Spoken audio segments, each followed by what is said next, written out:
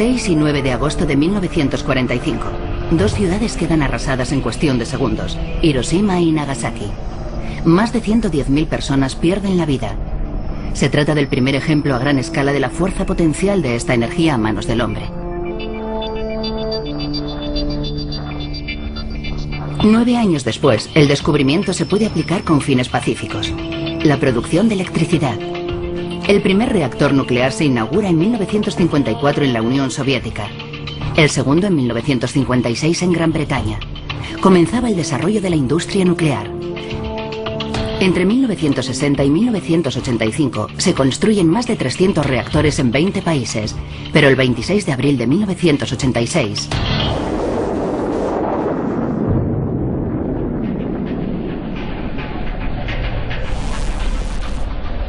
Chernóbil se convierte en la primera manifestación del riesgo nuclear y pone fin a la euforia de esta fase inicial de expansión.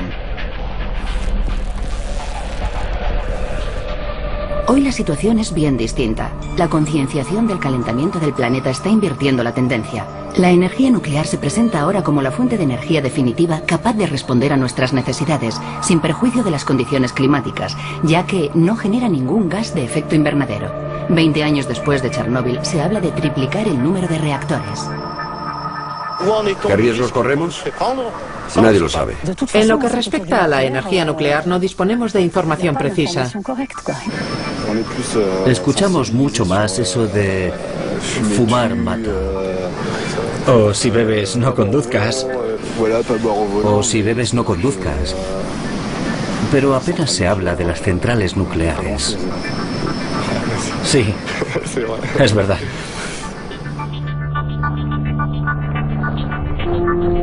Desde 1958, Francia ha apostado por la energía nuclear para asegurar su independencia. Es una de las pocas naciones que ha continuado con la expansión de su programa nuclear tras la catástrofe de Chernóbil. 59 reactores cubren el 80% de las necesidades eléctricas del país, una cifra récord en el mundo. En el noroeste del país, en la región de Normandía, Norte Cotentin, es un claro ejemplo de este compromiso nuclear. En un radio de pocos kilómetros conviven 3 grandes centros: Cherburgo, el arsenal militar con sus submarinos nucleares; La Hague, el almacén de residuos radiactivos y el complejo de reprocesado más grandes del mundo; y Flamanville, 2 reactores de 1.300 megavatios y un tercero en construcción.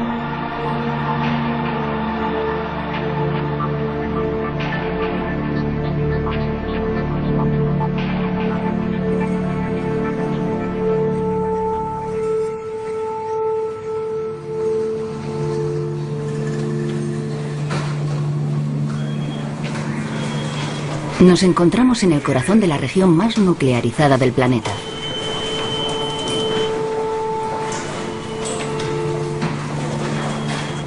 Un lugar en el que el concepto de seguridad nuclear toma pleno significado, donde las medidas de seguridad deben ser insuperables.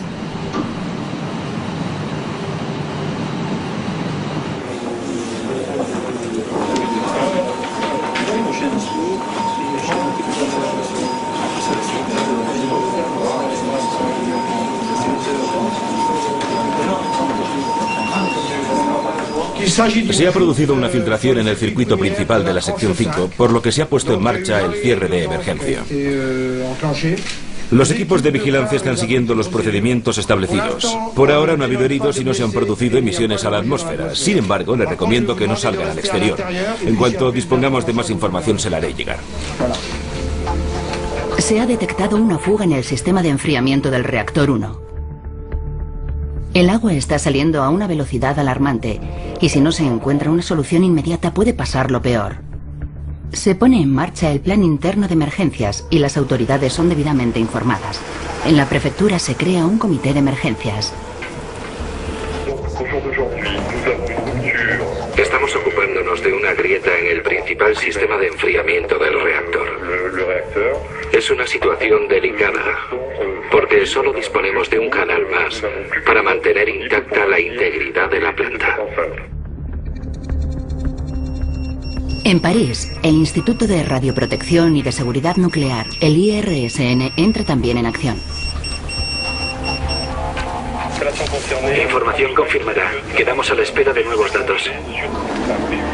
Su función es evaluar la situación lo antes posible y anticipar las posibles consecuencias, de forma que las autoridades dispongan de suficiente tiempo para tomar medidas. La emergencia es real. En la planta la situación empeora. Primero tomaremos los datos. Está todo dispuesto. Podríamos perder el diésel en el B, lo que provocaría la fusión en el núcleo en menos de 3 horas. Es decir, hay que adoptar medidas de protección pública. Deberíamos habernos imaginado el peor de los casos, pero esto puede empeorar muy rápido. Sí, dígame, sí. La energía generada en una planta nuclear es producida por unas turbinas enormes. Para ponerlas en movimiento hace falta un circuito de agua a alta temperatura. La energía que alimenta este circuito proviene del núcleo del reactor. En la cubeta de acero del reactor se encuentran las barras protegidas de uranio 235. Cuando reciben el impacto de los neutrones, los núcleos de uranio se rompen en productos radiactivos de fisión, liberando enormes cantidades de energía. Sin embargo, es imprescindible enfriar continuamente el núcleo, ya que si la temperatura supera un cierto punto, podría llegar a producirse una fusión, un grave accidente, la pesadilla nuclear.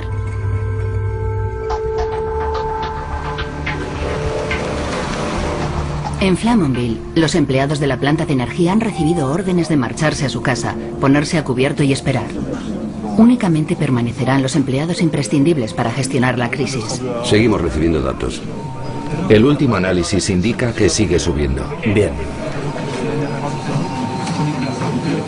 Enfriadlo a 15 grados. De acuerdo. Sin duda es alarmante. Perder la mitad del canal y tener una enorme grieta en el reactor es algo muy importante. No es un incidente, es un verdadero accidente. Los análisis siguen disponibles para nuevas comprobaciones. Han pasado 3 horas y el circuito de enfriamiento cada vez pierde más agua. Los operadores intentan activar las bombas de emergencia, pero un cortocircuito imposibilita la maniobra. La temperatura aumenta. Ya son más de las 11. Habéis comprobado que existe una pérdida potencial del panel de control. ¿Qué margen de tiempo podéis dar a la prefectura para que reaccione? Teniendo en cuenta que ahora mismo estamos en estado de prealerta.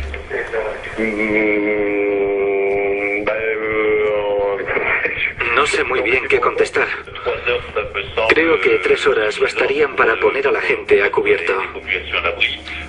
La capacidad de reaccionar rápidamente y a gran escala es una de las claves de la seguridad nuclear. En Chernóbil transcurrieron 2 días antes de que el presidente fuera debidamente informado. Aquí se ha establecido una red de comités de emergencia en la planta de energía, en los ayuntamientos vecinos y en la prefectura. Se ha establecido una comunicación constante con los centros nacionales que se encuentran ya en estado de alerta. El EDF, propietario y operador de las plantas nucleares. El IRSN, el Instituto de Radioprotección y Seguridad Nuclear, por sus conocimientos técnicos y científicos. Y el ASN, la Autoridad en Seguridad Nuclear, que asegura el contacto con el poder político. El ASN es una organización totalmente independiente que gestiona el operador EDF, de ahí que sea conocida como la Policía Nuclear. Al mando André-Claude Lacoste, que recibió este cargo vitalicio en 2006 de manos del presidente francés Jacques Chirac. Nuestra función es limitar al máximo las consecuencias del accidente. Eso significa que las instalaciones vuelvan a ser seguras. Y por otro lado, abordar la situación post-accidente. Es decir, las consecuencias del accidente. Podemos empezar la evaluación. Estamos preparados. IRSN, vamos a ponernos en el peor de los casos. El núcleo va a fusionarse en 2 horas y necesitamos poner en marcha medidas de seguridad para proteger a la gente. Utilizando los datos que llegan desde la planta central, los expertos reevalúan continuamente la posible evolución del accidente y las consecuencias potenciales. Nos encontramos en una situación en la que obviamente nuestras reservas de agua están reduciéndose. Llegado el momento, el núcleo dejará de ser enfriado y entonces empezará a producirse la fusión, sobre las 14:30 hora estimada. Llevan 4 horas de ventaja a la situación real y trabajan pensando en la peor de las hipótesis. Una óptima anticipación es indispensable para la seguridad nuclear, una verdadera cultura cuyos orígenes se encuentran en los archivos del IRSN, la memoria de la era nuclear. En estas cajas se conservan los historiales redactados por los ingenieros, las cartas oficiales y los documentos de todos los incidentes y accidentes que han tenido lugar a lo largo de los años en las plantas nucleares de todo el mundo. En 40 años, 40 accidentes, 8 de ellos de extrema gravedad y miles de fracasos y de errores de funcionamiento. En 1957, tan solo 3 años después de la apertura de la primera planta nuclear, se produjeron 2 accidentes graves. El primero en Rusia, el 19 de septiembre, cuando se produjo un incendio en la planta de reprocesado nuclear de Mayak. Y el segundo, un mes más tarde, el 10 de octubre, en Gran Bretaña, cuando se incendió la planta de Windscale.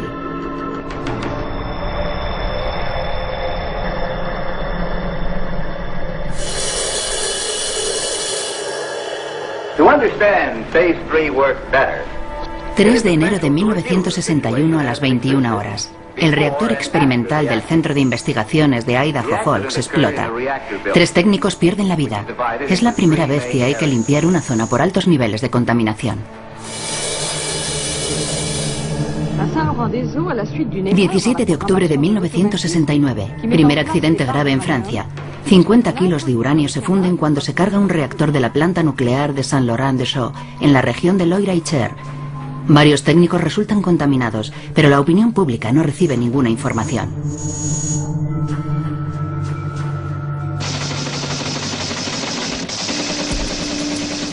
28 de marzo de 1979 en Estados Unidos, la primera gran catástrofe para la industria nuclear. Harrisburg, Pensilvania. Accidente en una planta nuclear. Un portavoz ha indicado que una bomba de agua se ha roto esta mañana y ha provocado el cierre automático de la planta nuclear de Three Mile. La combinación de un fallo técnico y un error humano provoca un grave accidente en la planta nuclear de Three Mile Island. No se producen muertes ni contaminación. Sin embargo, los científicos estadounidenses tardaron 3 años en admitir que se había generado algo imposible. El núcleo del reactor se había fundido. Un primer aviso que llega a tiempo.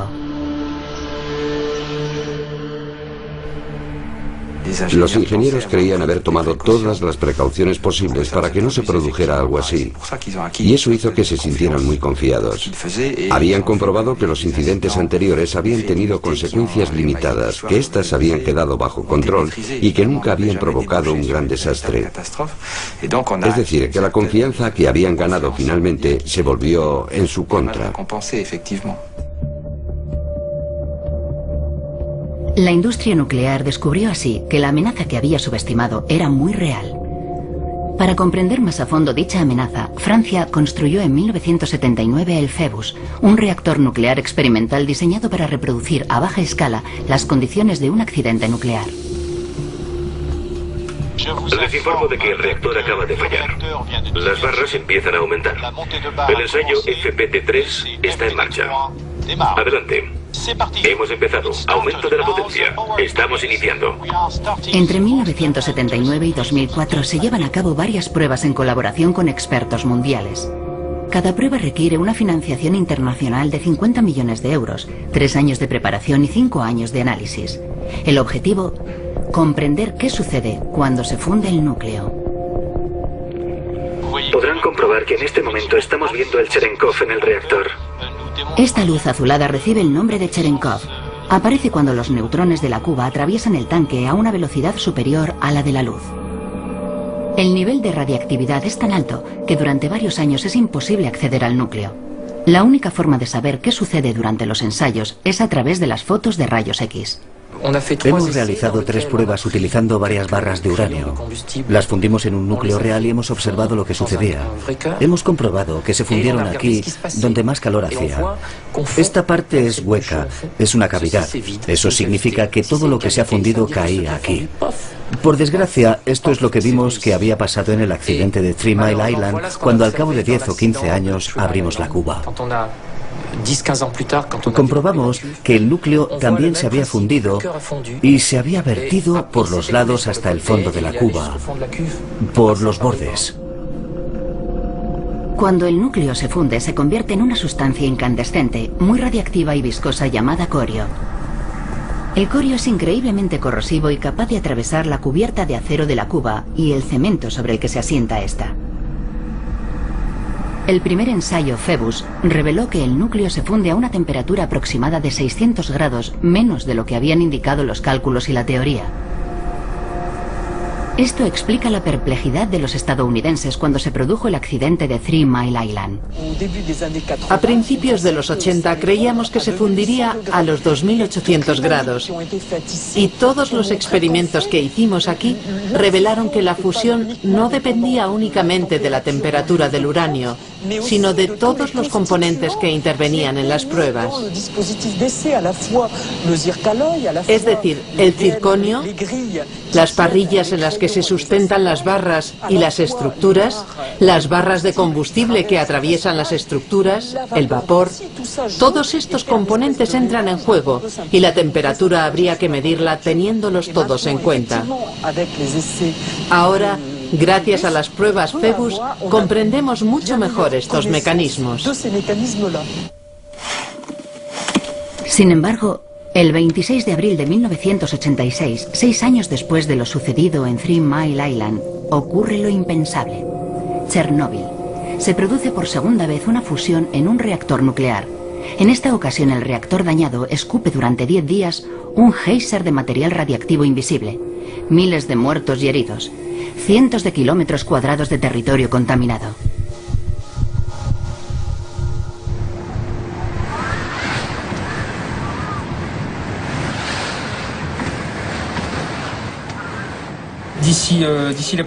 Es mediodía.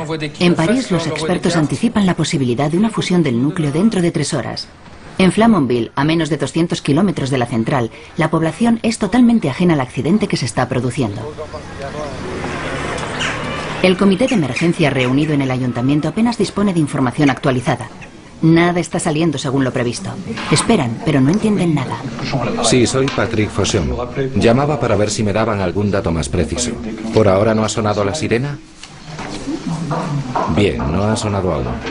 Entonces no hay nada decidido. Perfecto. La sirena no ha sonado.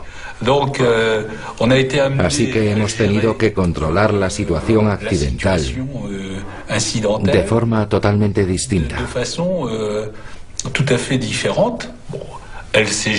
Finalmente la hemos controlado, pero no como lo habíamos planeado. Digamos que la situación ha cambiado, pero a pesar de todo la gente se ha alarmado. Esta vez, la alarma entre la población no ha tenido repercusiones, ya que el 27 de noviembre de 2007 simplemente se realizó un simulacro en Flamanville. Una situación de desastre organizada por un equipo de evaluación de riesgos nucleares creado a partir del accidente de Chernóbil. Su trabajo consiste en imaginarse posibles acontecimientos y poner a prueba la eficacia de los sistemas de seguridad, la capacidad de reacción de los técnicos y perfilar los planes de protección civil. Nosotros estamos en lo alto de la cadena y a partir de ahí cada uno actúa. Nosotros iniciamos el accidente y entonces la gente reacciona. Los equipos reflexionan y evalúan las consecuencias del accidente. Lo que intentamos hacer es romper todas las líneas de defensa de las plantas de energía. Los equipos de EDF están muy familiarizados con sus instalaciones y disponen de todo tipo de soluciones, incluso para lo que ellos denominan casos exóticos, para evitar que el núcleo se funda. Nuestro trabajo consiste en frustrar todo lo que intenten hacer, a veces basándonos en razonamientos más o menos válidos. Tenemos que alcanzar nuestro objetivo. Si hemos planeado una fusión, hagan lo que hagan, tenemos que conseguir que se produzca. El objetivo final de este simulacro es un secreto. Los que participan desconocen cómo se desarrollarán los acontecimientos. El accidente es una simulación, pero la implicación de los participantes es totalmente real. Si llegado el momento perdemos un segundo cuadro de mandos, el del segundo canal debe entrar. En la planta de Flamanville la situación empeora. A pesar de los técnicos, los sistemas de enfriamiento de emergencia dejan de funcionar uno tras otro. Desde que el núcleo ha empezado a fundirse, aunque el recinto es hermético, hemos visto los primeros indicios de precipitación radiactiva en las zonas circundantes. El simulacro acaba de entrar en su segunda fase. ¿Es posible retrasar lo suficiente la precipitación radiactiva para poner en marcha medidas de protección para la gente? Se produce un cambio de perspectiva en términos de consecuencias. En otras palabras, pasamos de intentar salvar el núcleo y la instalación a intentar contenerlo y salvar a la población. Conforme se degrada, el uranio genera productos de fisión. Yodo 135, cesio, estroncio, plutonio. Cuando el núcleo se funde, estos elementos altamente radiactivos se acumulan en la cuba. Y llegado a un determinado punto, se expandirán por todo el edificio de confinamiento. La principal función de esta gigantesca estructura de cemento es evitar que estas partículas radiactivas se escapen a la atmósfera en caso de accidente. Los productos de la fisión son insignificantes, tan solo unos kilos, y sin embargo son perjudiciales para la población. Pueden escaparse con el vapor de agua y con los gases que causan que la presión aumente en la estructura de contención. Si hay una grieta en la estructura, el vapor encontrará la salida, pero eso no constituye un problema. Sin embargo, si transporta productos de fisión, entonces sí es un problema. Nuestra protección final es disponer de una buena estructura de contención. Es nuestro último recurso. En Chernóbil no había ningún edificio de contención. Sin embargo, estudios recientes indican que las estructuras actuales de contención tampoco retendrían toda la precipitación radiactiva. El yodo radiactivo, por ejemplo, es tan volátil que podría filtrarse a través del cemento. Aquí podemos ver el comportamiento de la precipitación radiactiva salida del edificio del reactor, lo que denominamos filtraciones directas desde el reactor. El hormigón utilizado para la estructura de contención es poroso, es decir, no es hermético al 100%. Alrededor del edificio del reactor comprobamos que se producen distintos tipos de precipitación radiactiva y en cantidades importantes, porque estamos muy cerca del origen. Esta precipitación radiactiva constituye el verdadero peligro. Un accidente nuclear no tiene nada que ver con la explosión de una bomba.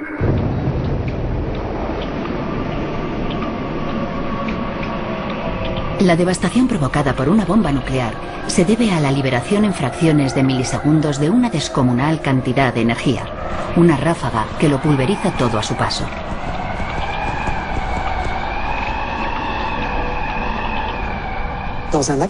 En un accidente nuclear no se produce ninguna ráfaga máxima de energía. Es algo que nunca se ha comentado de las imágenes de Chernóbil. Sin embargo, hay una enorme masa de uranio que puede fundirse en caso de accidente. Y eso es lo que sucedió en Chernóbil y es lo que genera la precipitación radiactiva.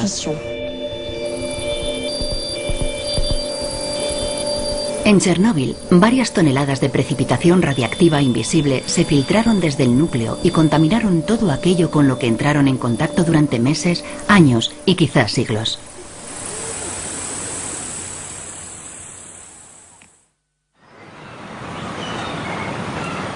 La porosidad del hormigón no es lo único que limita la eficacia de los edificios de contención. Si no se consigue enfriar el núcleo, la presión del interior de la estructura continúa aumentando. Y si supera el límite de los 5 bares, esto es lo que puede suceder.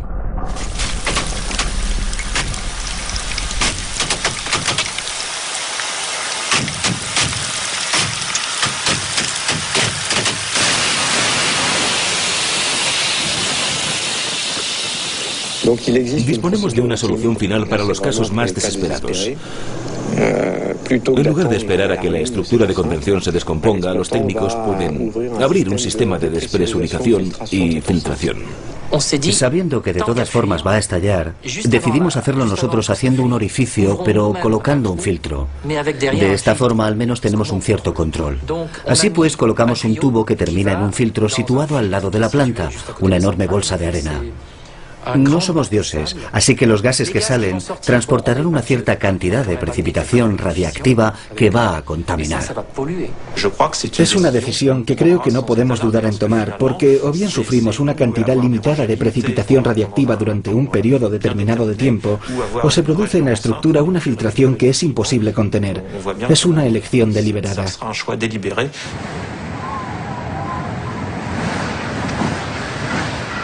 Tercer acto de la potencial catástrofe en Flamanville. Dentro de muy poco tiempo, las primeras partículas radiactivas pasarán por el filtro de la estructura de contención y en 24 horas habrá que abrir el filtro de arena. Es el momento de evacuar a la población.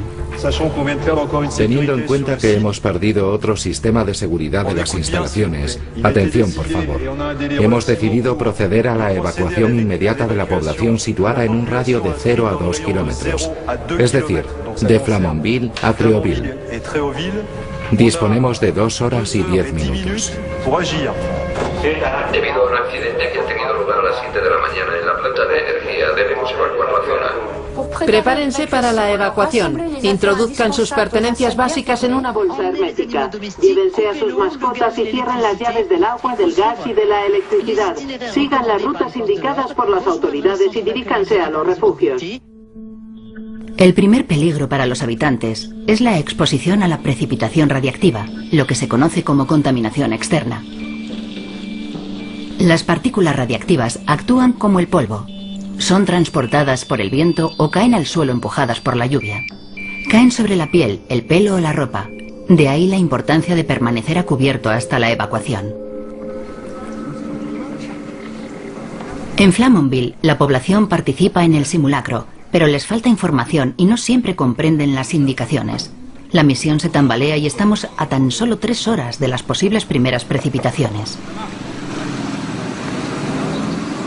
Perdone, tengo un problema. Mi hijo acaba de salir del colegio. ¿Qué hago si me tienen que evacuar a mí? Al parecer no puede volver al colegio. Es el único de su clase que ha salido. Se supone que tiene que comer allí y a pesar de todo acaba de llegar. Si la van a evacuar a usted, lléveselo. No lo mande al colegio.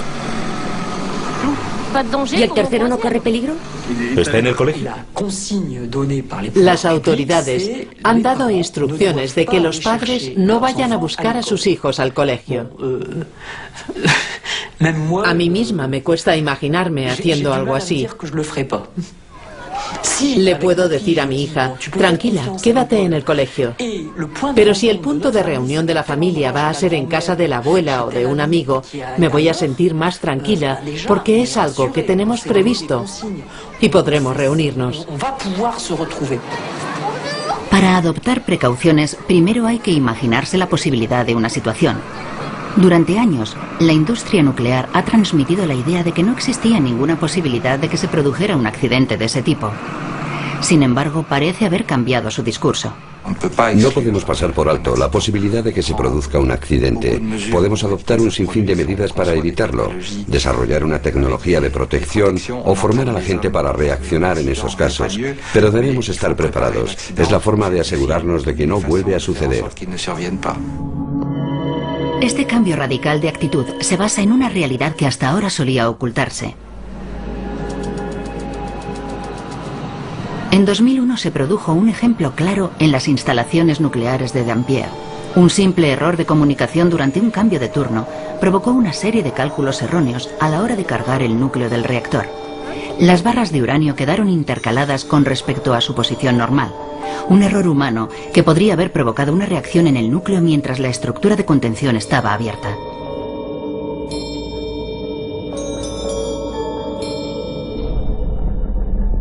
Tras este incidente, en todas las plantas de energía francesas reorganizaron los procedimientos de carga del núcleo. Este incidente ha subrayado 2 aspectos importantes. En primer lugar, el error humano, porque el operador aprobó su hoja sin comprobar el número de la estructura o si ésta había sido alineada o no. Por otro lado, también señaló la falta de cuestionamiento, porque había un determinado número de indicios que apuntaban a que había algún problema. El factor humano es el culpable de 8 de cada 10 acontecimientos importantes, una estadística que añade más presión si cabe a los trabajadores de las plantas nucleares, a quienes se les exige más rigor y rapidez en el desempeño de sus tareas. Eso es lo que nos incomoda. Llegará un día en que el empleado, al tener tanta presión encima, hará algo mal. Se equivocará y no dirá nada porque sabe perfectamente que si lo hace, lo pondrán de patitas en la calle, le echarán. Incluso entre nosotros ha desaparecido la camaradería. Las plantas de energía son como una jungla y preferimos hacer sonar la alarma porque una planta nuclear no es una fábrica de chocolate. Una presión que los empleados sobrellevan cada vez peor. Ya no podemos trabajar como antes. No estamos autorizados para hacerlo. Y eso es lo que añade peligrosidad a la energía nuclear. Independientemente de que el origen sea un error humano o tecnológico, siempre cabe la posibilidad de que se produzca un accidente grave, por mucho que desde el punto de vista estadístico sea improbable. Esta concienciación ha llevado a una nueva actitud, la cultura de la seguridad. Esperarse siempre lo peor para poder limitar las consecuencias. En Flamanville, el equipo de evaluación de riesgos se propone llevar el simulacro hasta el extremo y comprobar si los sistemas existentes son capaces de asegurar la seguridad pública en caso de un accidente nuclear grave.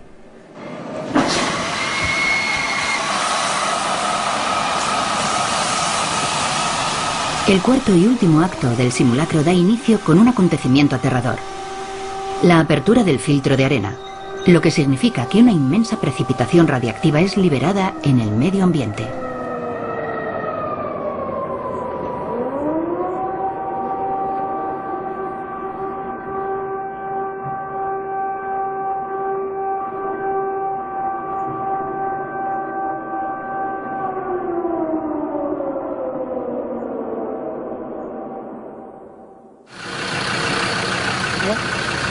Alrededor de la planta de energía se delimita una zona de exclusión de 2 kilómetros, una extraña tierra de nadie en el corazón de la campiña francesa.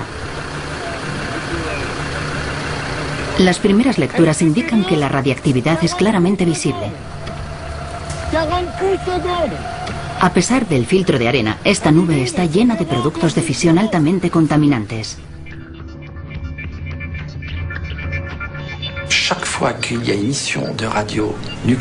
Con cada emisión importante de radioisótopos al medio ambiente, aumenta el riesgo de padecer un cáncer.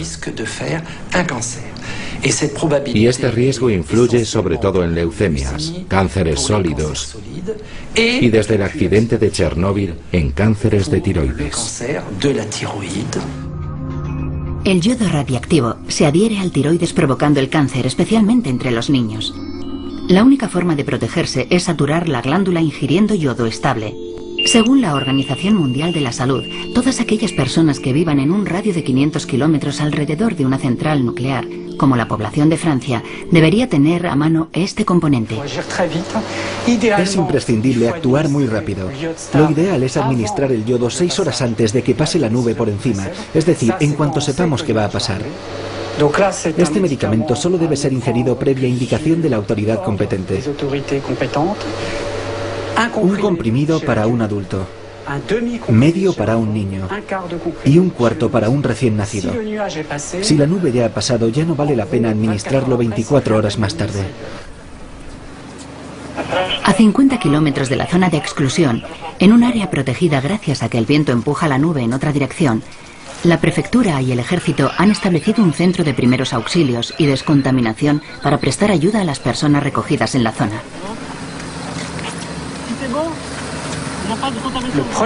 Lo primero que hay que hacer es, obviamente, sacar de la zona contaminada a la persona y ducharla. Al quitarse la ropa y pasar por la ducha, eliminamos el 90% de la radiactividad. Así que es muy importante.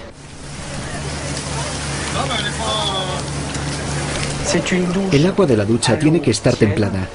No debemos olvidarnos del pelo porque es donde se esconden las partículas radiactivas y no hay que frotarse muy fuerte, pensando que así nos las quitaremos. No. Si frotamos fuerte, conseguimos que traspasen la barrera de la piel. ¿Es usted la mujer que está embarazada? Sí, soy yo. Tenemos a una embarazada. Se emplea un dosímetro para controlar la contaminación de tiroides en aquellas personas que han estado expuestas.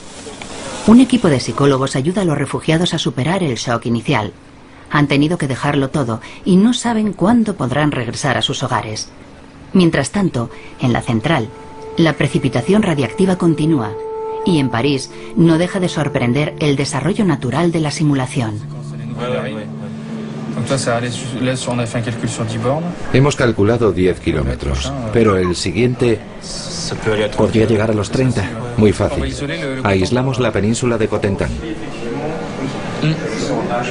Si se desborda, tendremos que evacuar toda la punta para que la gente no quede atrapada. 20 kilómetros desde Cherburgo. Sí, hay que evacuar toda la punta. Sí, para que no queden atrapados. Eso es lo que preocupa a la prefectura. No sé cuántos miles de personas trabajarán en la... Flamanville, Cherburgo, La Hague, 47.000 personas. Adelante, continúe. En la prefectura nadie espera estas consecuencias. Y entonces se actúa de la forma habitual, aunque solo se trate de un simulacro. Bien, creo que deberíamos ponernos en marcha. Lo intentaremos con la evacuación que dice la prefectura. Todavía falta mucho. No avanzamos en la dirección del viento. Aún hay algo más. Creo que este tipo de debates debería permanecer en secreto y no salir a la luz. Porque no me parece deseable que la gente sepa todo lo que puede pasar. Es decir, que hasta nuevas informaciones, esa será nuestra consigna. De acuerdo. Yo, sinceramente, preferiría que lo dejáramos ahí, ¿eh? Comentar esa información es como dar balas al enemigo. Exacto, es mejor guardar las balas como parte del simulacro. Desde luego.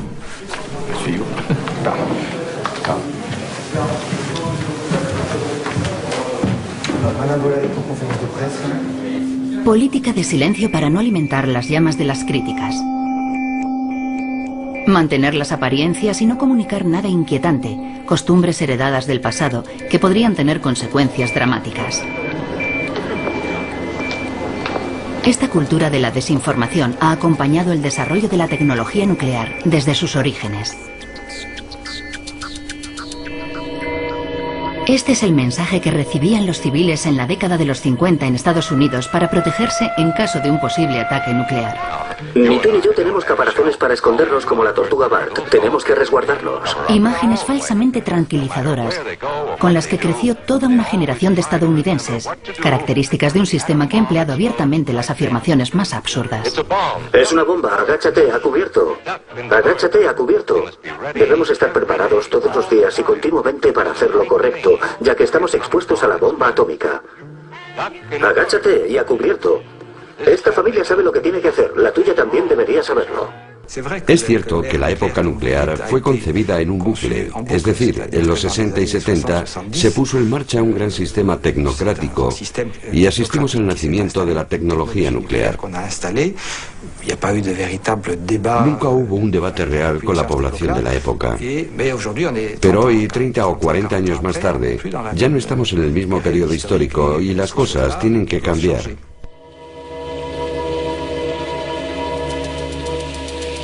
En Francia todavía se facilita la información con cuentagotas, pero el ejemplo de Chernóbil nos demuestra hasta qué punto las autoridades están dispuestas a negar los hechos. Hace exactamente 20 años, Pierre Pellerin, director del Servicio Central para la Protección contra los Rayos Radiactivos, respondía de esta forma, sin pestañear, al ser preguntado por la nube radiactiva originada en la central. ¿Se ha detectado algún peligro en Francia? No, porque el viento no sopla en esta dirección, sino que está soplando en el sentido contrario a las agujas del reloj. No hay razón para preocuparse, la salud pública no corre absolutamente ningún peligro. Hoy disponemos de pruebas concretas que demuestran que la nube sí sobrevoló varias regiones de Francia. Con los datos de los que se dispone en la actualidad, es posible finalmente dibujar el verdadero camino recorrido por la nube nuclear de Chernóbil. Aquí podemos comprobar el avance del este al oeste, que lleva parte de estas nubes hacia Francia. Cruza los Alpes y llega al sureste. El Servicio Central para la Protección contra Rayos Radiactivos aplicó las primeras medidas el 1 de mayo en Niza. En Francia, y sobre todo en Córcega, es muy posible que algunos casos de cáncer de tiroides hayan sido causados por esta contaminación. El caso no está cerrado y todavía no se ha celebrado el correspondiente juicio. Quien nos dice que es peligroso y que no son las personas que están en el poder. Lo cierto es que no facilitan una explicación precisa ni dan la posibilidad de que uno decida qué hacer en vista de la información de la que dispone. Te dicen lo que puedes comer, pero no te dan información para que te entiendas más allá. En Briansk, Rusia, a 200 kilómetros de Chernóbil, aún no se ha terminado de analizar 20 años después las insospechadas consecuencias de haber ocultado información a la población en el momento de la catástrofe. Llovió y los charcos adquirieron una extraña tonalidad amarilla. No era un amarillo como el del polen, sino un amarillo metálico. En aquel momento no lo entendimos. Nadie podía explicar por qué aquel extraño polen estaba por todas partes, en los charcos, en las plantas. Además, los días posteriores al desastre de Chernóbil, la gente estaba totalmente apática. A todo el mundo le costaba levantarse e ir a trabajar. No es que les doliera nada, sino que solo les apetecía tumbarse en la cama y no moverse. Hoy la población sufre cánceres y problemas de tiroides. Numerosos vecinos de toda la región siguen acudiendo en masa al hospital de Briansk. Habría sido posible evitar la mayor parte de estas enfermedades si la gente se hubiera quedado a cubierto. Hemos dividido nuestro territorio en función de los índices de cesio. También hemos hecho un seguimiento de la presencia de otros radioisótopos en el suelo y en los cultivos. Por ejemplo, del estroncio, que se pega a los huesos en lugar del calcio. Es difícil detectarlo porque las dosis son pequeñas, pero estamos intentando localizarlo. Asimismo, también estamos desarrollando un estudio sobre la osteoporosis en nuestra región. El cáncer no es la única enfermedad que ha aumentado en la región. Los médicos también han comprobado un aumento de casos de cataratas y de arritmias, tanto en adultos como en niños. Estas enfermedades podrían deberse a la asimilación de pequeñas dosis de radiactividad a lo largo de los 20 años que han seguido al desastre, un fenómeno que los investigadores están empezando a analizar. No se trata de qué sabemos, sino de no lo sabemos. La combinación de todos estos fenómenos significa que el paisaje está cambiando ante nuestros ojos.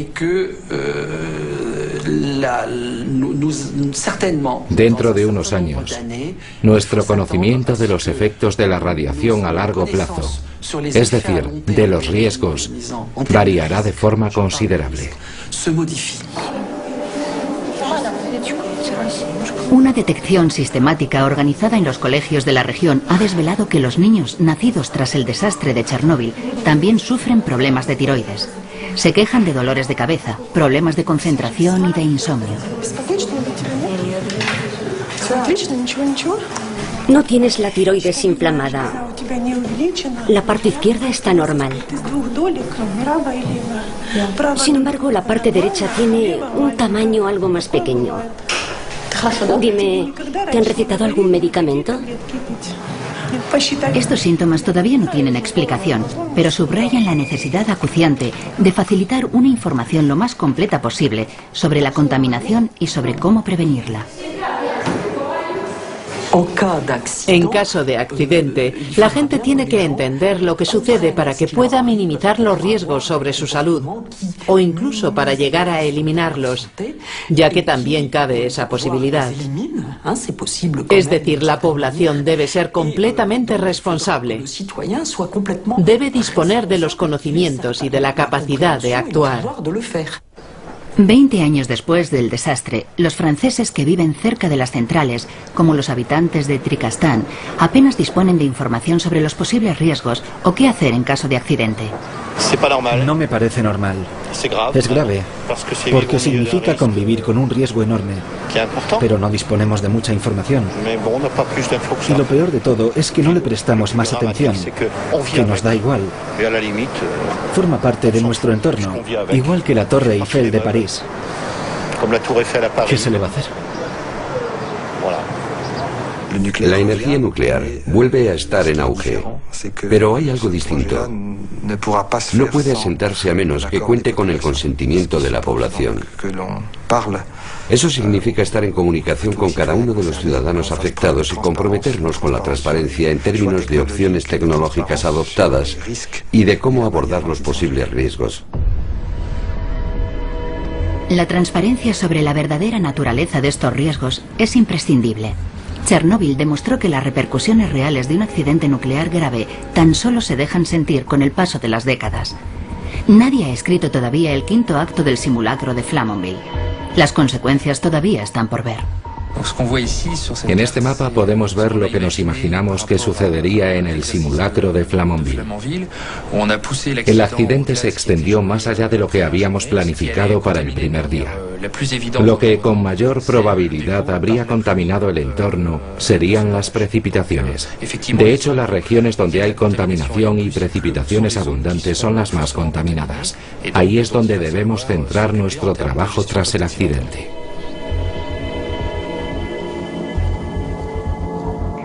Algunas de las partículas radiactivas que caen con la lluvia desaparecerán al cabo de pocos meses. Sin embargo, otras, como el cesio 137, tardarán más de 30 años en hacerlo. En los años posteriores al accidente, estas partículas presentes en la capa superficial del terreno son absorbidas por las raíces de las plantas. Los cereales resultan contaminados y a continuación los animales que se alimentan de ellos. Finalmente, la leche, la carne y el pescado son considerados no aptos para el consumo.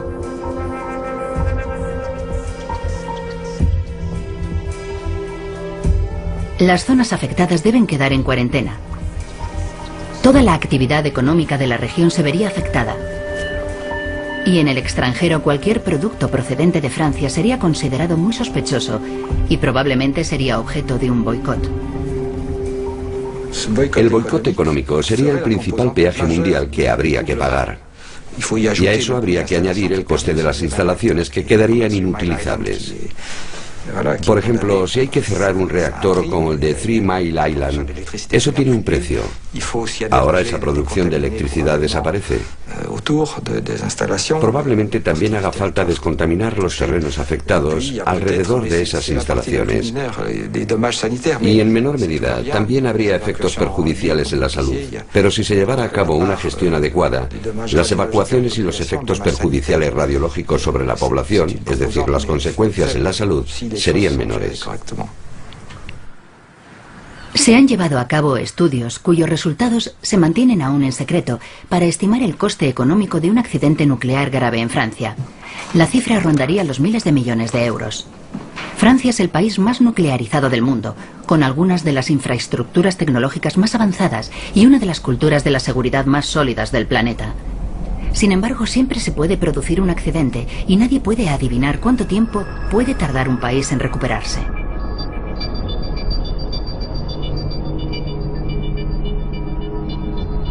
A pesar de todo, hoy en día la energía nuclear goza de un gran renacimiento y se muestra como la solución final para salvar al planeta del calentamiento global.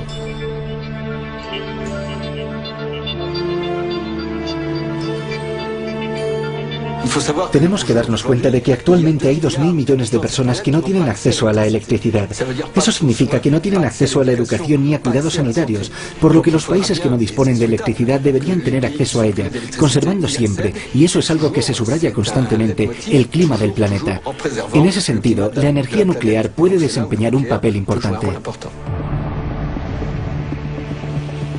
El mensaje es inequívoco, la necesidad es evidente y el mercado está estimado en más de 5.000 millones de dólares.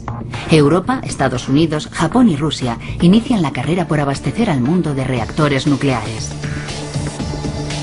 A una escala global, pasar de hoy al año 2050 de un total de 1.500 reactores a 1.600 constituye un gran reto, pero es factible. Además, hay una serie de empresas de todo el mundo que están preparadas para competir a brazo partido por hacerse con este mercado tan atractivo. Dentro de 30 años, el número de centrales nucleares de la Tierra podría haberse triplicado y encontraríamos plantas nucleares en todos los continentes. Una apuesta enorme para las economías de todos los países implicados. Revitalizar la energía nuclear significa un empujón industrial muy importante y también humano en términos de mano de obra, ya que hacen falta muchos ingenieros, y no solo ingenieros, sino también personal en las fábricas.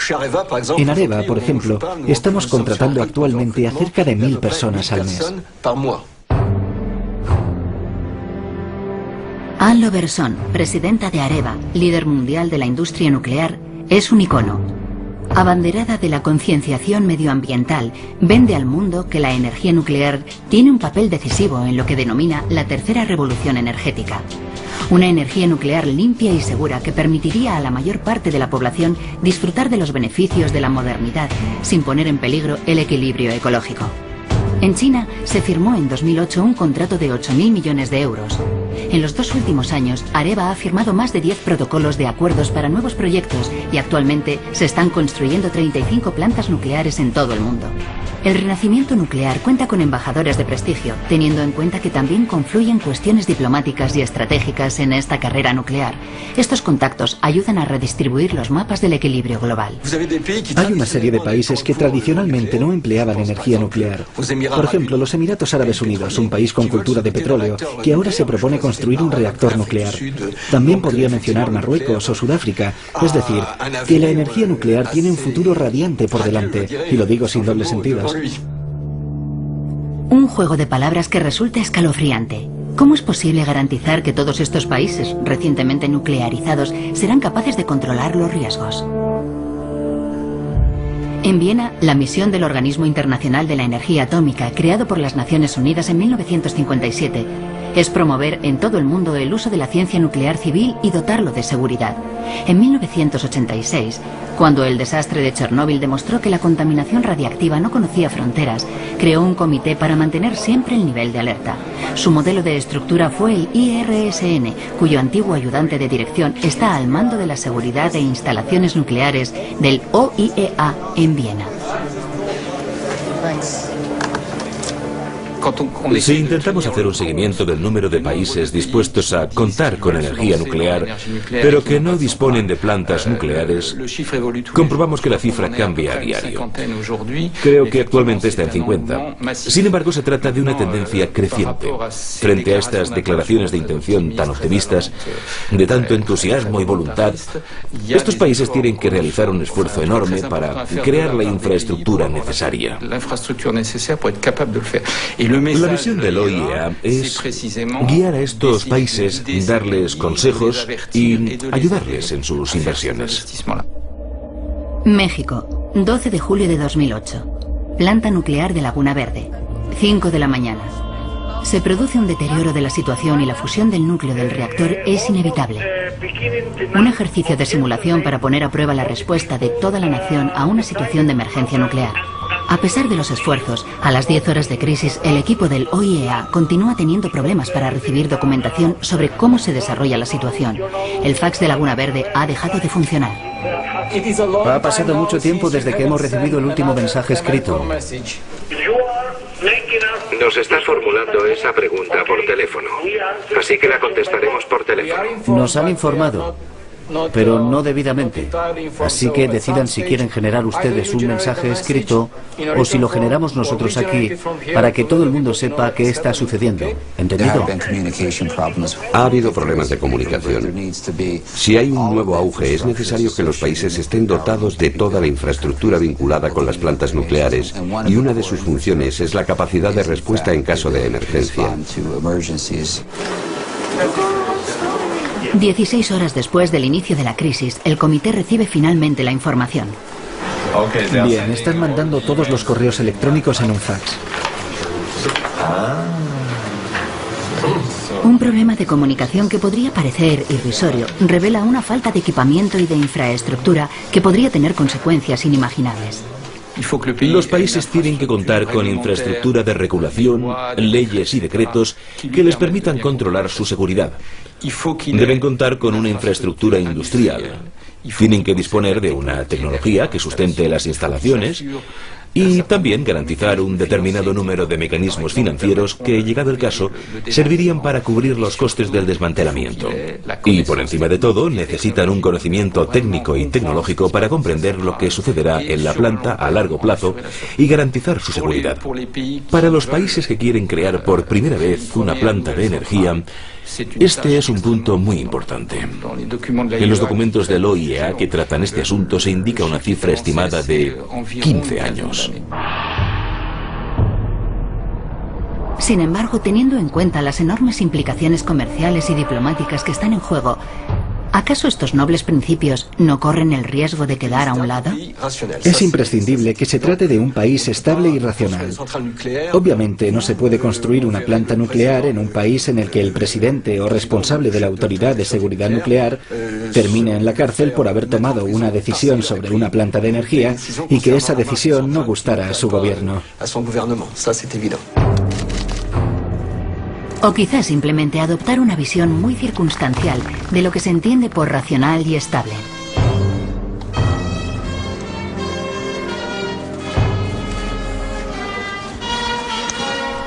Llevar a cabo la construcción de un reactor nuclear es una responsabilidad considerable. No puede basarse en el capricho de un jefe de Estado que crea que tener una planta nuclear es bueno para su propia imagen. Es algo muy importante y que debe hacerse con orden.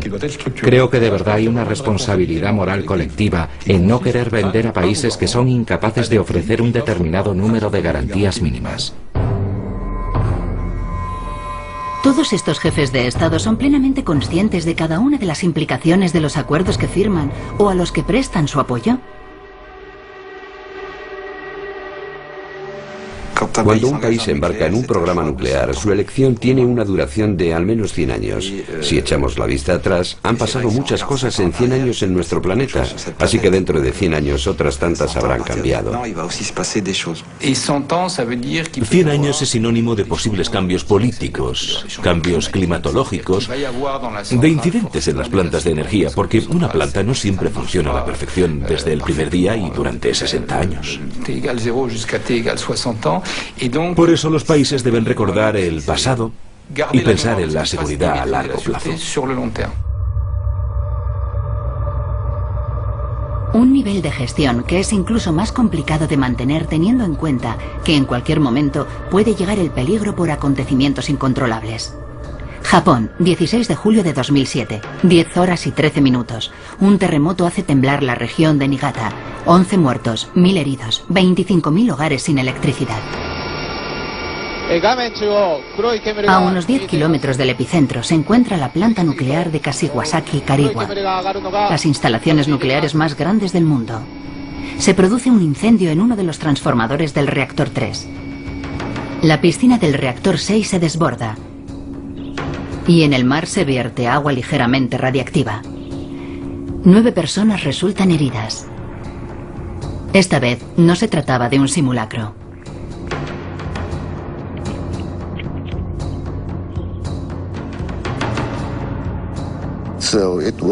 Era un día festivo nacional. Había muy pocos trabajadores. Poco después del terremoto, los técnicos se reunieron. Consiguieron enderezar la situación. Los sistemas de seguridad detuvieron inmediatamente los 7 reactores y Japón se quedó bruscamente sin el 17% de su suministro de electricidad, lo que creó una situación de consumo excesivo que podría haber llevado al cierre automático de otras plantas de energía japonesas. Si una de las plantas paraba por alguna razón técnica, entonces algunas regiones quedarían a oscuras. Las otras plantas también tendrían que cerrar. Sí, eso es. Así es. La estabilidad económica de Japón se vio amenazada durante 6 meses por el simple cierre de la planta de Kashiwazaki. Para la comunidad internacional, aquello sirvió de lección.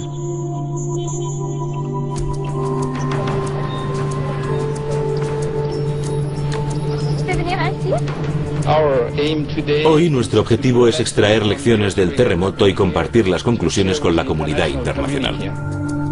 Un equipo del OIEA visita las instalaciones para evaluar la situación. El punto más importante es que el terremoto fue 2,5 veces más fuerte de lo que creíamos que podía ser en esa zona. Esto significa que los métodos que se habían empleado para determinar el terremoto más fuerte posible no habían sido suficientemente precisos.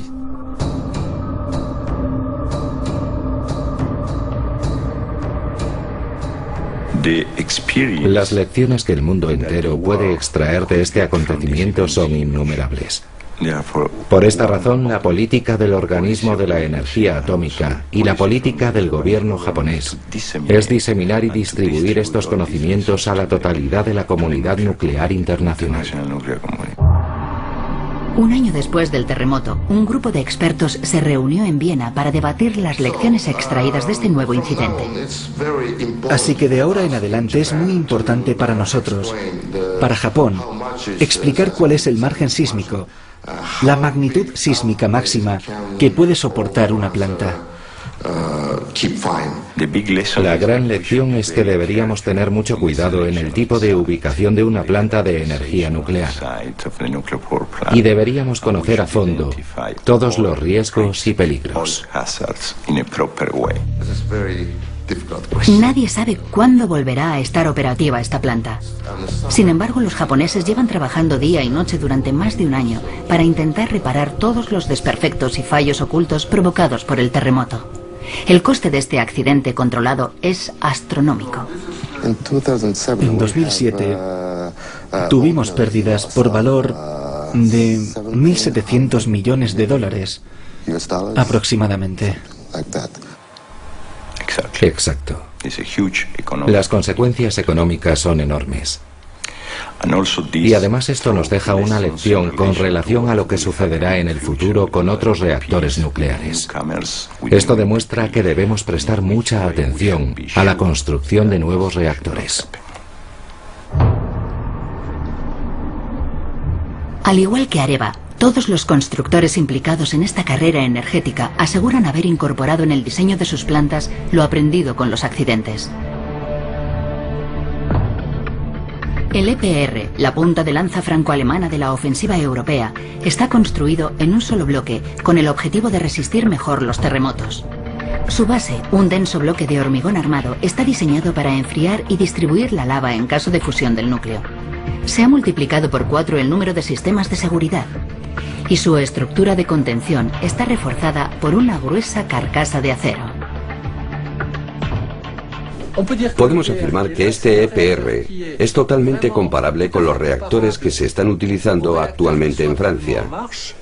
Pero le hemos añadido a la estructura de contención una serie de rasgos de seguridad para hacerla más grande y más fuerte.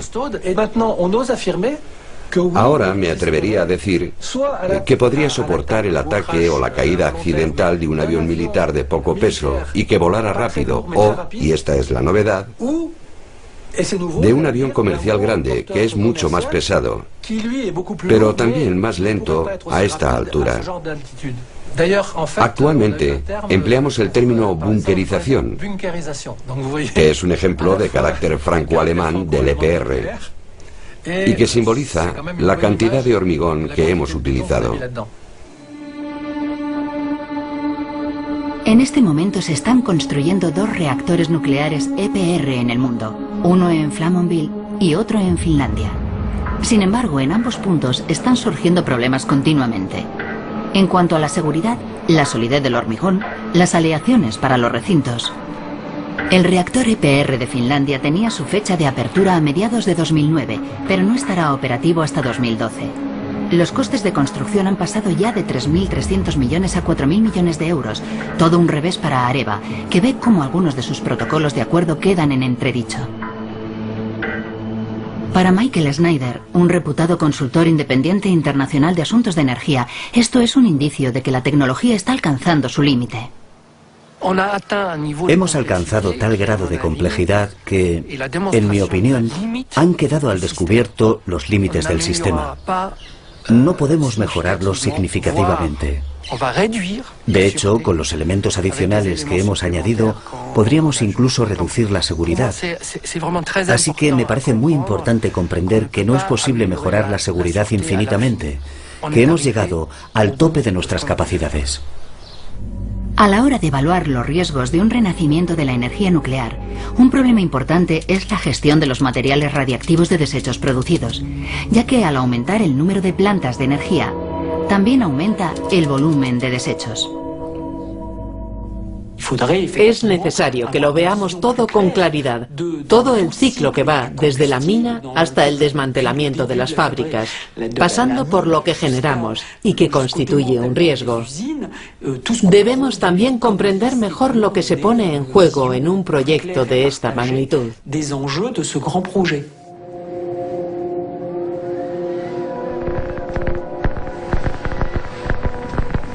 La Hague, situada a 12 kilómetros de la planta nuclear de Flamanville, es la más grande del mundo de reprocesado y almacenamiento de desechos radiactivos. Es un universo verdaderamente hostil. Aquí, en La Hague, hay edificios que nunca serán desmantelados. La actividad es tan fuerte que se quedarán donde están. Serán sellados con cemento. Se quedarán como dentro de un capullo que permanecerá y que no se moverá. Entrar en ellos es imposible. Nadie podrá entrar en miles de años.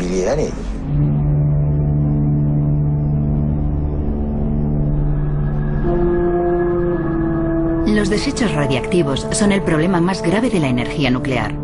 Los 440 reactores que actualmente operan en todo el mundo generan cerca de 10.000 toneladas de este tipo de desechos al año. Si multiplicamos por 3 el número de reactores, la cantidad de desechos generados se multiplicará automáticamente también por 3. Cuando salgan de los reactores, estos desechos deben quedar conservados 2 años bajo 10 metros de agua para enfriar su actividad nuclear. Posteriormente deberán ser almacenados. No obstante, las instalaciones de almacenamiento están ya al máximo de su capacidad y el próximo desmantelamiento de las plantas de energía más antiguas no ayudará a simplificar el problema. La solución considerada la más acertada hoy en día es enterrar los desechos radiactivos 600 metros bajo suelo, en agujeros horadados en roca granítica dura y estable.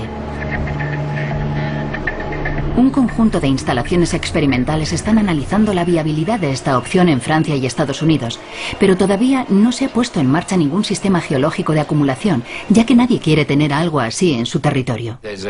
Hay una opinión generalizada de que todas las industrias, incluida la industria nuclear, deberían ocuparse de sus propios desechos de forma responsable y no imponer sus propias soluciones, elaboradas hoy, en generaciones futuras. De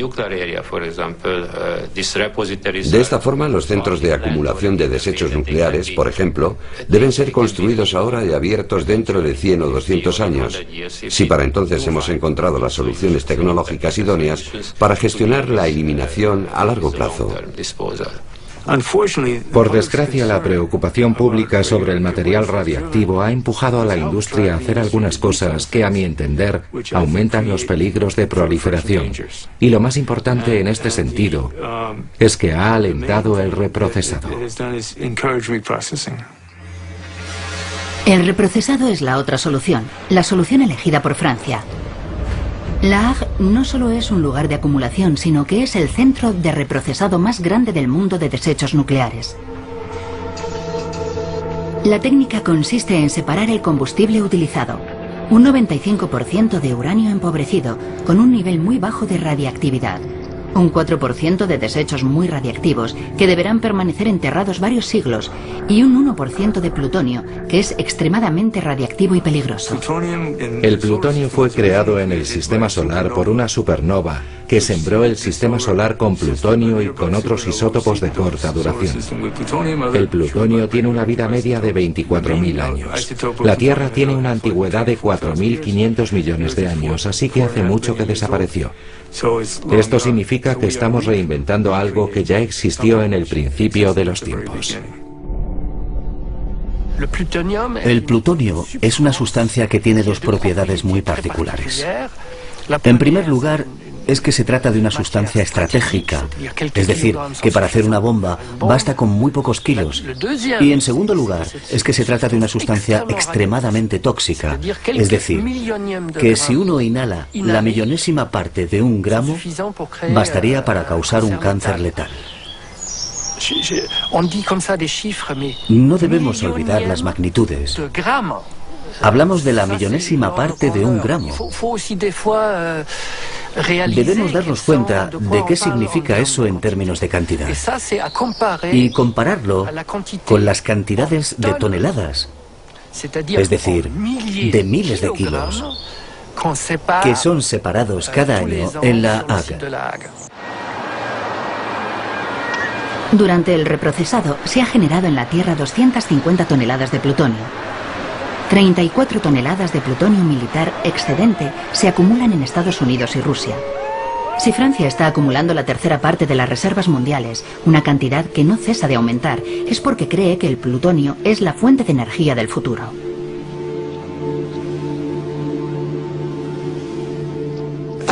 En términos de valor energético, un gramo de plutonio equivale a una tonelada de petróleo, una cantidad inmensa. ¿Por qué no utilizarlo si podemos obtener más combustible con este plutonio?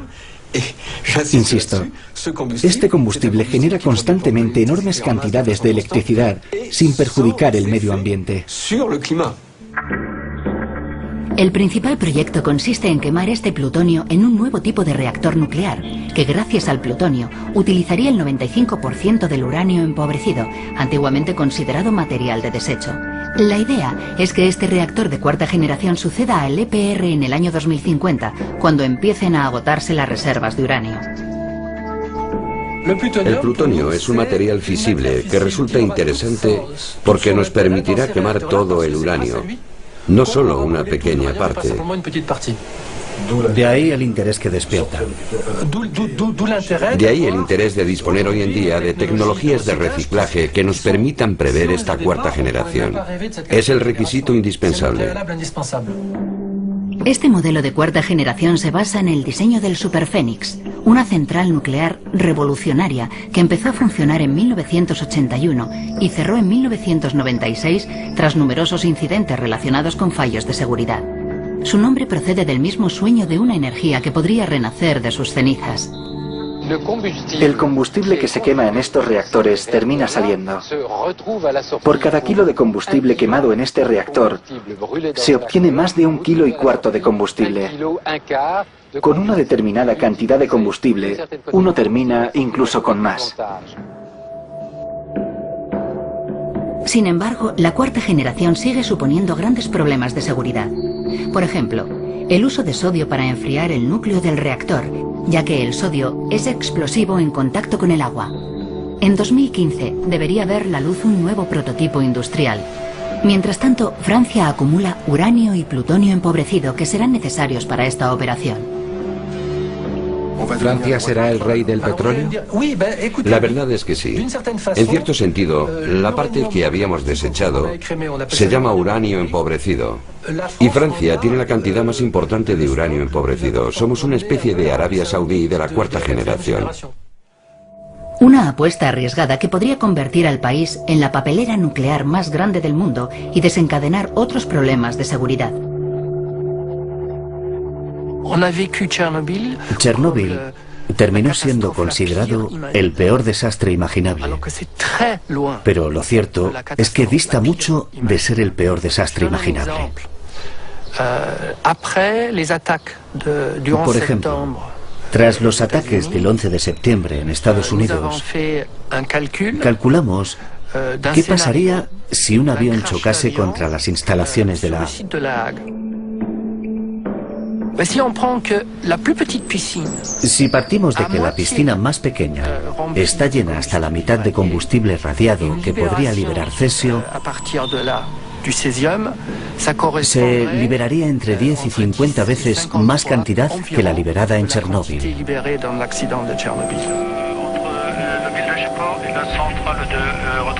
Para analizar la credibilidad de esta hipotética amenaza, un mes después de los ataques del 11 de septiembre, Michael Snyder alquiló un helicóptero en el aeropuerto de Cherburgo con la intención de sobrevolar las piscinas de almacenamiento de la Hague.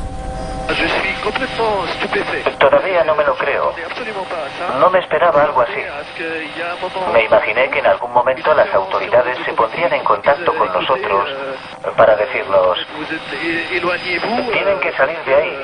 No está permitido volar tan cerca de estas instalaciones. Pero aquel día nadie intentó que se alejaran. Teniendo este ejemplo en mente, es posible imaginarse cualquier situación de desastre. La acumulación de plutonio sigue constituyendo un riesgo de proliferación, especialmente hoy en día, ya que las cuestiones de terrorismo y seguridad desempeñan un papel cada vez más importante en el ámbito industrial y sobre todo en el nuclear. ¡Mira! ¡Mira lo que hay ahí! ¿Qué has encontrado? Saluda a papá.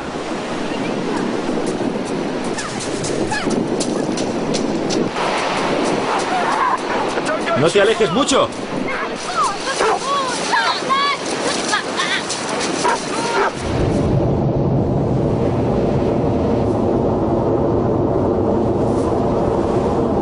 Papá. Cariño, los niños.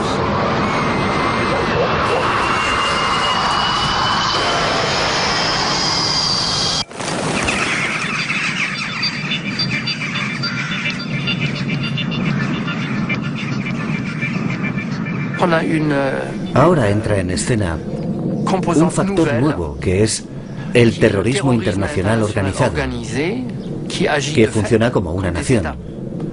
Es decir, de forma extremadamente elaborada y elaborando planes extremadamente complejos. Llegados a este punto, la lógica de la probabilidad se vuelve un absurdo. Ya no es posible razonar en términos de probabilidad técnica o de un error humano. Ahora, hay que imaginarse la posibilidad de que alguien, en cualquier momento, pueda desencadenar de forma intencionada una catástrofe. Este cambio de perspectiva fue subrayado el 19 de enero de 2006 en Brest por el presidente Jacques Chirac, cuando explicó de qué forma Francia respondería a un ataque terrorista extranjero. Los líderes de Estado que empleasen medios terroristas en nuestra contra, así como aquellos que planearan utilizar de alguna forma armas de destrucción masiva, deberían comprender que se exponen a una respuesta firme y directa por nuestra parte. Y aunque esta respuesta podría ser convencional, también podría ser de una naturaleza distinta.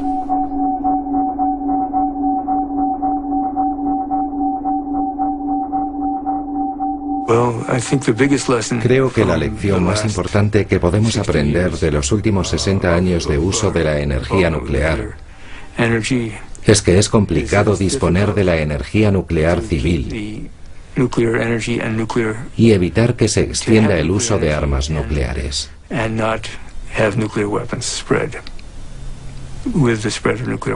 En teoría es posible, pero nunca ha sido una de las prioridades de la industria. La industria ha confirmado que no es responsabilidad suya. A veces me preguntan si estoy en contra de la energía nuclear, y yo digo que no, que sí soy antipronuclear. Creo que los líderes de la industria nuclear, como los líderes de los consorcios militares, no han actuado de forma responsable. El Organismo Internacional de la Energía Atómica se ha esforzado por evitar la proliferación del uso militar de la tecnología nuclear. Bajo su lema Átomos para la Paz, su sistema de inspecciones asegura que los estados respetan sus compromisos firmados en 1968 en el Tratado de No Proliferación. Dicho tratado estipula que toda nación que desee desarrollar tecnología nuclear con fines civiles debe renunciar a intentar adquirir la bomba o a entregarla en caso de que ya la posea. A pesar de las promesas adquiridas, las principales potencias nucleares, Estados Unidos y Rusia, pero también Gran Bretaña, Francia y China, no están procediendo al desarme. Y lo que es peor, la India, Pakistán e Israel han decidido adquirir la bomba nuclear.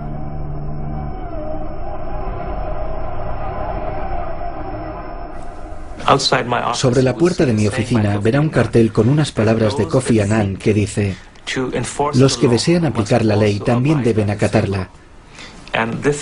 Es lamentable que los estados nucleares no hayan cumplido con sus obligaciones de la forma en que deberían haberlo hecho. Y por eso hoy tenemos el problema de 27.000 misiles nucleares.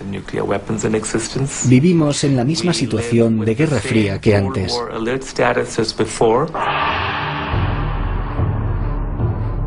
Esta es una situación delicada. Las principales potencias nucleares se oponen a países como Irán, acusándolos de querer adquirir la bomba nuclear, argumentando falsamente la búsqueda de un desarrollo civil nuclear. Somos conscientes de la muerte y del sufrimiento provocados por el patrocinio que ha hecho Irán del terrorismo, y podemos imaginarnos que la situación podría empeorar si se permitiera a Irán adquirir armas nucleares. Es hora de que Irán tome una decisión. Desde 2007, incitados por la actitud del presidente iraní Mahmoud Ahmadinejad, Estados Unidos ha utilizado este argumento para mantener su amenaza permanente de bombardear Irán. En mi opinión, es un análisis fraudulento. En parte, se trata de un pensamiento alarmista. Es lamentable que en los últimos 8 o 9 años, el mundo entero haya estado viviendo bajo una política del miedo. El poder de los estados sobre los ciudadanos aumenta en todo el planeta, siempre en nombre de la lucha contra el terrorismo. La guerra contra el terrorismo y el auge de la industria nuclear también da a los antiguos enemigos de la Guerra Fría un pretexto para apoyar a los antiguos protagonistas de las crisis regionales, por ejemplo la India y Pakistán. Dos países vecinos, enzarzados en un conflicto abierto. Ambos han logrado adquirir armas nucleares. Hoy las dos naciones esperan desarrollar sus programas nucleares civiles, pero ninguna ha firmado el Tratado de No Proliferación. Todos los actores importantes de la industria nuclear a nivel mundial ven la oportunidad de enriquecerse y de establecer una relación estratégica con la India. De ahí que cambien las reglas para lograrlo.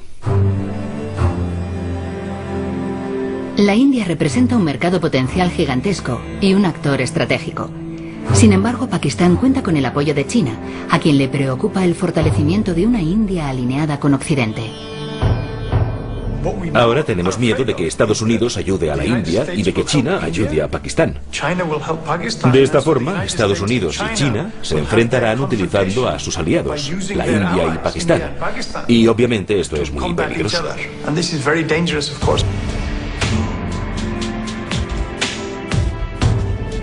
La expansión del proyecto nuclear civil contribuye al desarrollo de nuevas situaciones geopolíticas de gran riesgo.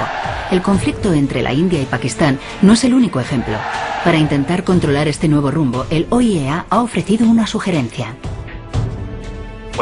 Lo que nos gustaría, y es una iniciativa adoptada por nuestro director general, Al-Baradei, es que el ciclo del combustible nuclear, y en concreto la capacidad de fabricar uranio muy enriquecido y plutonio, dos ingredientes fundamentales para fabricar la bomba, deje de ser propiedad de las naciones y pase a ser propiedad multinacional. El argumento a favor de este proyecto es que si esos componentes están en manos de un país, basta con que se adopte una decisión política para que se dé un cambio y se fabrique una bomba. Sin embargo, si están en manos multinacionales, hay varios países implicados y eso dificultaría la proliferación. Si el mundo decide embarcarse en grupo en este camino nuclear, no cabe duda de que todos debemos aprender a vivir con la idea de que la contaminación radiactiva es una amenaza constante. Aceptar esto significa llevar una vida similar a la que llevan millones de personas que viven en zonas contaminadas por el accidente de Chernóbil.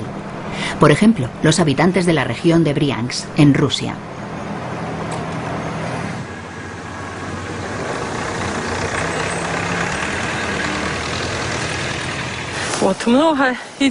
Muchos niños caen enfermos y también muchos adultos. Pero nosotros seguimos comiendo lo que plantamos y lo que cultivamos. ¿Ya no tienen miedo de la contaminación? Por supuesto que ya no tenemos miedo. ¿Cómo podemos tener miedo si no podemos marcharnos de aquí? ¿A dónde quiere que vayamos? Estas personas no tuvieron elección. Desconocían por completo los riesgos de la energía nuclear. Ahora que la política ha dejado de ser un asunto secreto, esta situación de desconocimiento no debería repetirse. El cesio radiactivo entra en el sistema digestivo. El 50% de este cesio es absorbido por los músculos, el 10% por el hígado y el 7% por los huesos. Como ya os he explicado, el estroncio se acumula principalmente en la médula espinal. Los radioisótopos son absorbidos incluso con más facilidad. Vuestras glándulas tiroides son pequeñas, así que sois especialmente vulnerables.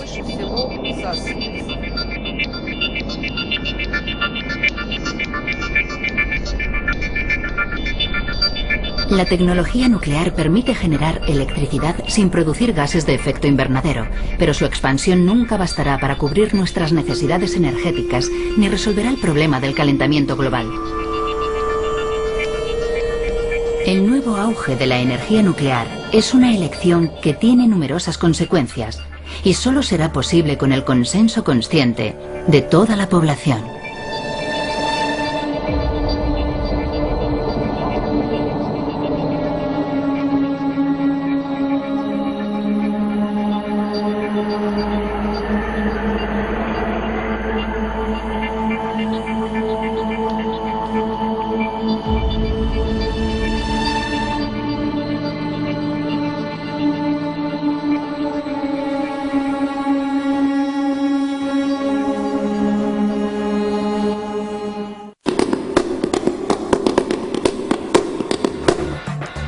El negocio de la moda mueve billones de euros al año. Diseñadores y modelos compiten por ser los mejores y los más novedosos para hacerse un hueco en las portadas de las revistas. La elegancia y el glamour en la forma de vestir imprimen carácter y son la tarjeta de presentación más solicitada en las grandes ocasiones. Por eso, un corte formal o informal, pantalón o falda,